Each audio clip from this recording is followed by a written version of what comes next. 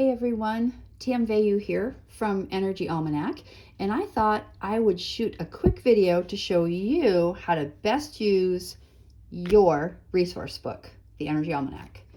Okay, first things first, introduce yourself to astrology and to the book by reading the front pages.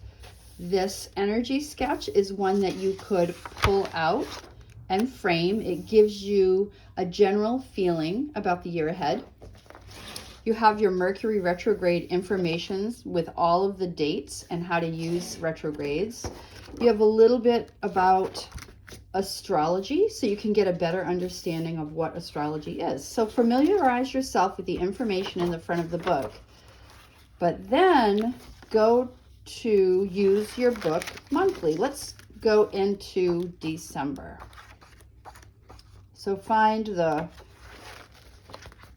first page of the new month and look at the theme of the month. This is going to give you a high-level overview of what the month ahead will feel like.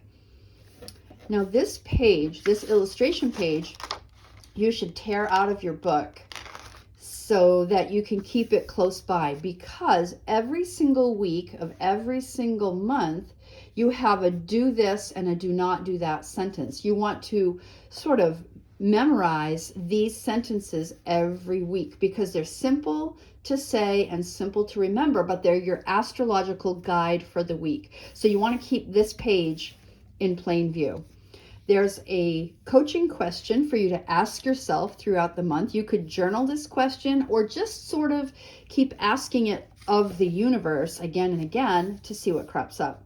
Here are your moons of the month, and here are the meanings or themes of each of those moons. Now the next page is a monthly overview of the month ahead. This information sort of describes why did we pick that theme. These are the dates of important movements of the planets.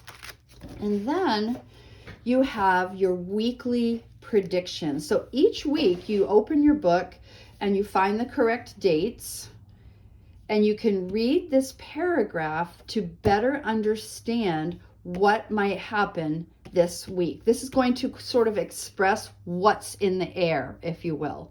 So read that paragraph and then compare the information to what you have going on inside of your personal calendar.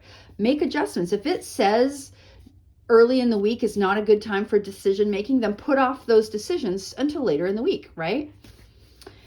At the bottom of each prediction is the gift and shadow of the week. Now this gift and shadow is going to indicate to you what is going on subconsciously. So there's going to be opportunities, for example, maybe optimism is the gift of the week, but the shadow might be fear of repeating the past. Now these would be ideas that might be playing out in your subconscious mind. So knowing about them helps you prevent making a move in the wrong direction.